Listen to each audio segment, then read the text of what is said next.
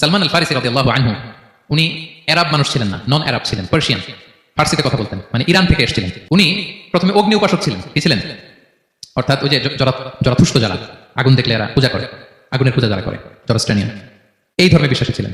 আগুনের পূজা করতেন ইরানে। তিনিও আগুনের পূজা করে, তার বাবাও আগুনের পূজা করে। তো একদিন বাবা একটা কাজে পাঠিয়েছে, ওই কাজ করতে যেয়ে সে খ্রিস্টানদের গির্জা ক্রস করতেছিল। ছোট মানুষ গির্জা ক্রস করতে যেয়ে দেখে খ্রিস্টানরা কেমন যেন আলাদা ইবাদত করে, নামাজ পড়ে। এটা দেখে খুব ভালো লাগছে তার, খুব ভালো লাগছে। বাড়িতে এসে বাবারে বলে, বাবা আমি দেখলাম যে খ্রিস্টানরা তাদের চার্চে গির্জায় নামাজ পড়ে, এটা তো অনেক সুন্দর, আমরা যে আগুনের সামনে যা করি এটা তো ওইটা সুন্দর। বাবা বলে, খাইছে, ছেলে তো আমার শেষ হয়ে যাবে। তো বলছে, না না বাবা, আমরা যে আগুনের উপাসনা করি এটাই ভালো। উনি বলে, না, আমি অনেক চিন্তা করেছি, ওরা যেভাবে গডের কাছে চায় ওইটা শ্রেষ্ঠ। বাবার সাথে ছেলে সালমানের অনেক তর্ক বিতর্ক। পরে বাবা ভাবলেন যদি ওকে না আটকাই তাহলে প্রভাবিত হয়ে সে খ্রিস্টান হয়ে যেতে পারে। তো ঝগড়া তর্ক বিতর্ক শেষে তার পিতা তাকে শেকলবন্দি করলো। কি করলো? পায়ে শেকল লাগায় রাখছে। কিন্তু ছেলে তো মনে মনে খ্রিস্ট ধর্মের প্রতি আকৃষ্ট হয়ে গেছে। তো ওই খ্রিস্টানরা তার সাথে লুকিয়ে যোগাযোগ করতো। সালমান ওই খ্রিস্টানদেরকে বললো যে তোমাদের খ্রিস্টান ধর্মের উৎপত্তি কোথায়? বলে সিরিয়াতে। বলতেছে এখান থেকে কোনো কাফেলা সিরিয়া যাবে নাকি? বলতেছে হ্যাঁ, মিশনারি ওয়ার্কে একটা কাফেলা আসতে যাবে। বলতেছে যেদিন যাবে আমাকে বলবো। তো যেদিন যাবে তাকে এসে বলা হয়েছে তার বাবা নাই, সে শিকল ভেঙে শিকল সহ কাফেলার সাথে জড়িত হয়েছে। দেখেন বিশ্বাস, আদর্শ মানুষকে কিভাবে উজ্জীবিত করে। উনি চলে গেলেন সিরিয়াতে। সিরিয়াতে যে এক পাদ্রির হাতে বায়াত হলেন, কিন্তু পাদ্রিটা ছিল ভণ্ড। সে খ্রিস্টানদের দান সৎকা নিয়ে গরিবদের না দিয়ে নিজে খেয়ে ফেলতো। বেচারা বললো বিপদে যে হায়রে এত সুন্দর ধর্ম কারাপ্টেড করতেছে সে। পরে এই পাদ্রি যখন মারা গেল, সালমান সে আরেক পাদ্রির কাছে গেল। আরেক পাদ্রির কাছে গেল, ওই পাদ্রি আবার অনেক ভালো, খুবই ইবাদত করে। তো ওই পাদ্রি কিছুদিন থাকার পর ওই পাদ্রি মারা গেল। ওই মারা যাওয়ার আগে সে জিজ্ঞেস করতেছিল যে পাদ্রি, এই বর্তমান পৃথিবীতে সবচেয়ে ভালো খ্রিস্টান পাদ্রি কে? বলতেছে আর কেউ নাই, যদি ভালো খ্রিস্টান পাদ্রি তোমাকে পেতে হয়, জানতে হয় তোমাকে ইরাকের মোসেল শহরে যেতে হবে। এবার মোসেলে যে সে আরেক খ্রিস্টান পাদ্রির কাছে থাকলো। কিছুদিন পরে ওই পাদ্রিও মারা গেল। মৃত্যুর আগে তাকে জিজ্ঞেস করছিল যে পাদ্রি আপনি বলেন তো আপনার পরে শ্রেষ্ঠ পাদ্রি কে আছে পৃথিবীতে? সে বলতেছে আমার পরে শ্রেষ্ঠ কোনো পাদ্রি আর পৃথিবীতে নাই, খ্রিস্টান ধর্ম শেষ হয়ে গেছে, নাই। তবে জেনে রেখো শেষ জামানার নবী আসার সময় ঘনিয়ে এসছে। তিনি যে এলাকায় আসবে, এলাকাটা চারদিকে পাহাড় বেষ্টিত থাকবে, চারদিকে থাকবে পাহাড়, খেজুরের বাগান, মরুদ্যান। তাকে চেনার আলামত আছে। কি আছে? আলামত আছে। এক নম্বর আলামত হচ্ছে ওই শেষ নবীকে দানের খাবার দিলে তিনি খায় না, কিন্তু উপহার দিলে সে নেয়, খায়। আর তার পিঠে দুই কাদের মাঝখানে একটা নবুতির মোহর আছে। সুবহানাল্লাহ। যদি পারো তার কাছে যে বায়াত হও। সালমান আল ফারিসি পাগল হয়ে গেছে ওনার সন্ধান পাওয়ার জন্য, কিভাবে যাবে কিভাবে যাবে। তো উনি কিছু ছাগল পালতেন। একটা কাফেলা তিনি পেলেন, যে কাফেলা আরব কাফেলা, বনু কালবের কাফেলা, আরব দেশে যাচ্ছে। তাদের সাথে তিনি চুক্তি করলেন যে আমার যত ছাগল আছে এই ছাগলগুলো তোমাদের দিয়ে দিব, তোমরা কি ওই এলাকায় আমাকে পৌঁছে দিবা? তার বললেন হ্যাঁ পৌঁছে দিব। সব ছাগল দিয়ে দিলেন, রওনা হইলেন ওই এলাকায়। মাঝপথে তারা তার সাথে জুলুম করলো, অন্যায় আচরণ করলো, তাকে দাস হিসেবে বিক্রি করে দিল ইহুদিদের কাছে। ওয়াদি আল কুরা নামে একটা জায়গা আছে, ওখানকার ইহুদির কাছে বিক্রি করে দিল। সে ইহুদির কাছে দাস হিসেবে থাকতে আরম্ভ করলো। অনেকদিন পরে মদিনার পূর্ব নাম কি দেখে কে বলতে পারে? হ্যাঁ মাশাআল্লাহ, তো মদিনার পূর্ব নাম হচ্ছে ইয়াসরিব। তো ইয়াসরিবের এক ইহুদি, বনু কুরাইজার ইহুদি, সে আসছে ওয়াদি আল কুরাতে তার কাজিনের কাছে। এসে দেখে নতুন এক দাস পাইছে, বলছে আমি কিনবো, তুমি কিনতে চাও? তার কাছে বিক্রি করে দিল। তখন ইয়াসরিবের ওই ইহুদি বনু কুরাইজার সালমান আল ফারিসিকে নিয়ে ইয়াসরিবে চলে গেল। সুবহানাল্লাহ। মদিনার আগের নাম কি? বিষ্ণু ইসলাম মক্কা থেকে হিজরত করে কিছুদিন পরে কই যাবেন?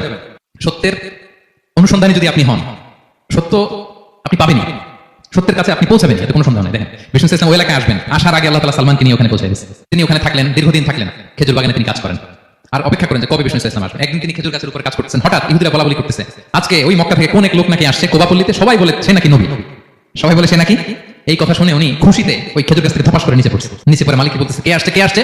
এই কথা শুনে মালিক রেগে মেগে তাকে মারতে আরম্ভ করলো। তোমার জেনে কি লাভ, যাও এখান থেকে। তার মানে সুবহানাল্লাহ, সালমান আল ফারিসি তিনি জেনে গেলেন বিষ্ণু ইসলামের আগমন ঘটেছে। আপনারা জানেন যে হিজরতের যে রুটটা, বিষ্ণু ইসলাম সরাসরি ইয়াসরিবে বা মদিনায় না ঢুকে প্রথমে কুবাতে ঢুকেছিলেন, কুবাপল্লীতে কিছুদিন ছিলেন, মসজিদে কুবা নির্মাণ করেছেন। তো তিনি তো সত্যের সন্ধানী হয়ে পাগল, আল্লাহর কাছে সবসময় দোয়া করতেন আল্লাহ সেই আখির জামানার নবীর সন্ধান যেন আমি পাই। সালমান আল ফারিসি রাদিয়াল্লাহু তাআলা আনহু ওই যে তার পাদ্রী শিখিয়ে দেয়া যে আলামত তিনি দেখলেন, ঠিকই তো ইয়াসরিবের দুই দিকে হাররা আছে, মানে পাহাড় বেষ্টিত, আবার খেজুরের বাগান আছে। এবার তিনটা যে আলামত দিয়েছিল ওই আলামত চেক করার জন্য কিছু খেজুর নিয়ে কুবায় চলে গেলেন। কুবায় যেয়ে দেখেন বিষ্ণু ইসলাম সাহাবাদের নিয়ে বসা। তো তিনি বিষ্ণু ইসলামের সাথে পরিচিত হয়ে বলেন এই যে কিছু সাদাকার খেজুর আমি আপনার জন্য এনেছি, নেন। বিষ্ণু ইসলাম বললেন ওই যে ওদেরকে দাও, ওই যে গরিব সাহাবারা ওদেরকে দাও। বিষ্ণু ইসলাম খেলেন না, সে মনে মনে বলতেছে এই তো একটা পেয়ে গেছে, একটা পেয়ে গেছে, উনি কিন্তু খাই নাই, ধরেও নাই, বলতেছে যে ওদেরকে দাও, দিল, সাহাবারা খেলেন। এরপর বিষ্ণু ইসলাম কুবা থেকে মদিনায় চলে গেলেন। তখন মদিনার নাম হয়নি, ইয়াসরিবে গেলেন।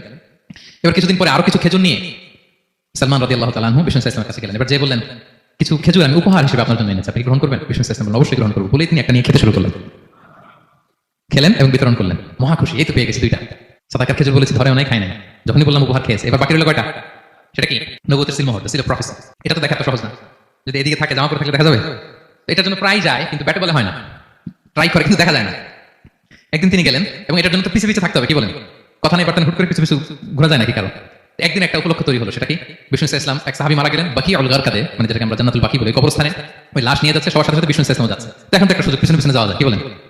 এইবার সালমান এসে পিছু ছাড়ে না নবীজির, পিছনে পিছনে যায়, কিন্তু স্বাভাবিক যাওয়া না, একটা আছে সিম্পলি হাঁটা, এরকম না একবার এদিকে যায় একবার ওদিকে যায় একবার এদিকে যায়, আর কোনো সাহাবারা মনে মনে ভাবে ঘটনা কি এরকম করে কেন লোকটা। কিন্তু বিষ্ণু ইসলাম তো জানেন কেন এরকম করতেছে, ঠিক কিনা বলেন। বিষ্ণু ইসলাম সেদিন দুইটা চাদর করেছিলেন, একটা নিচে আর একটা উপরে, নিচে লুঙ্গি আর একটা চাদরটা দিকে আটকেছিলেন। বিষ্ণু ইসলাম ইচ্ছে করে পিঠের চাদরটা একটু নিচের দিকে নামালেন, যাতে করে সে যেটা খুঁজতেছে ওটা দেখে ফেলে। বিষ্ণু ইসলাম চাদরটাকে একটু করে নিচে নামালেন, নামানোর সাথে সাথে তিনি দেখলেন দ্য সিল অফ প্রফেসি, মাহরুন নবুয়া। দেখার সাথে সাথে সালমান আল ফারিসি চিৎকার দিয়ে বিষ্ণু নবীকে জড়িয়ে ধরলেন এবং ওই জায়গাটাতে দুই ঠোঁট দিয়ে চুমু খেলেন, কাঁদতে শুরু করলেন। বিষ্ণু ইসলাম বললেন, কেন কাঁদো তুমি? এতক্ষণ আমি আপনাদেরকে যা শোনালাম, সালমান পুরো ঘটনাটা বিষ্ণু ইসলামের কাছে বর্ণনা করলেন। বললেন, ইয়া রাসূলুল্লাহ, এই জন্য কাঁদি, আমি ছিলাম অগ্নি উপাসক, সত্যের সন্ধানে আমি খ্রিস্ট ধর্ম গ্রহণ করেছি। 3 খ্রিস্টান পাদ্রী শেষ করে সর্বশেষ যে ভালো পাদ্রীটা, উনি বলছে যে উনি মরার পরে আর কেউ ভালো পাদ্রী নাই, আখির জামার পয়গম্বর আগমনের সময় এসেছে। পাহাড়ি এলাকা, চারদিকে খেজুর বাগান, এরকম জায়গায় উনি আসবে। আর 3টা সাইন বলেছে, উনি সাদাকা খায় না, উপহার নেয় খায়, আর তার পিছনে থাকবে মাহরুন নবুয়া, নবুয়তি সিল। সুবহানাল্লাহ। বিষ্ণু ইসলাম খুশি হলেন, তাকে শাহাদা পড়ালেন এবং বললেন যে তোমার এই দাসত্ব থেকে মুক্তির জন্য কি লাগবে? সে বলে যে আমার চুক্তি হয়েছে 300 খেজুর গাছ লাগবে। কয়শো? বিষ্ণু ইসলাম বললেন, কে আছো তোমাদের ভাইকে সাহায্য করবা? কেউ 20টা, কেউ 30টা, কেউ 40টা, সব সাহাবারা ডোনেট করে 300 খেজুর দিয়ে দিলেন, খেজুরের গাছ হয়ে গেল। আর 40 গ্রাম স্বর্ণ, এটাও দিতে হবে। তো কোন এক যুদ্ধে বিষ্ণু ইসলাম একটা ছোট্ট স্বর্ণের টুকরো পেয়েছিলেন, বললেন যাও এটা নিয়ে ওজন দাও, ওজন দিলে দেখবা হয়ে গেছে। ওইটা নিয়ে ওজন দেওয়া হলো, দেখা গেল মুহূর্তে একেবারে সমানে সমানে 40 গ্রাম হয়ে গেছে। সালমান আল ফারিসি রাদিয়াল্লাহু তাআলা তারপর থেকে মৃত্যুর আগ পর্যন্ত বিষ্ণু ইসলামের সাথে ছিলেন, সবগুলো যুদ্ধে অংশগ্রহণ করেছেন। এবং 5ম হিজরিতে ওই যে পরীক্ষা খননের কথা আমরা জানি না, দ্য ব্যাটল অফ ট্রেন্চ, এই বুদ্ধিটা আসছিল সালমান রাদিয়াল্লাহু তাআলার মাথা থেকে। এটা হচ্ছে ওনার ব্রেন চাইল্ড, কারণ আরব দেশে এরকম পরীক্ষা খনন করার ট্রেডিশনই ছিল না। উনি তো আরব দেশের না, আসছে পারস্য থেকে। ওনার এই বুদ্ধি পরামর্শ নিয়ে বিষ্ণু ইসলাম 5ম হিজরিতে পুরো মদিনার চারদিকে খনন করে এই পরীক্ষা করেছেন।